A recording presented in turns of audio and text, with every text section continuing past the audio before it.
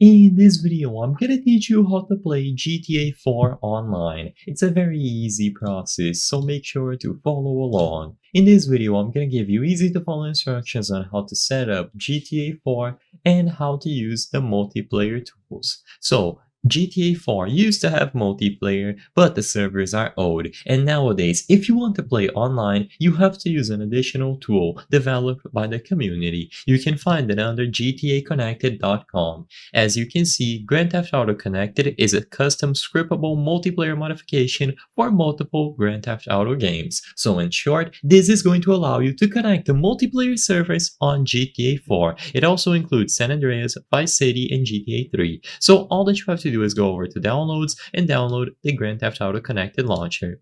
You can also, and I recommend that you go over to the wiki, the Discord, and the forums. In here, you will be able to talk to a lot of people, you will be able to get help on any issues that you have, and you will get a better understanding of how this works. The wiki is especially important because you will get instructions on how to patch GTA 4 to work with GTA Connected. Basically, you need to downgrade to specific versions. So if you go over to this page on the wiki, downgrading GTA 4, you will get instructions on how to do so. You have to download the patch for 1.0.8 or 1.0.7. They recommend 0.8.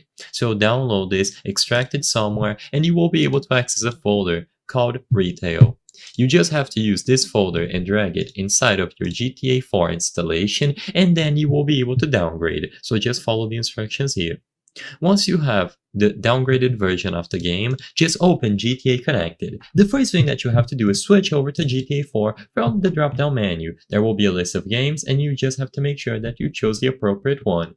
Once that is done, click on Tools and then go over to Game Settings. Inside of Game Settings, double check the game and choose the game executable path. If you are playing through Steam, it is usually going to be on the C drive, Program Files x86, Steam, Steam Apps Common, Grand Theft Auto 4, and you will be able to choose the executable file.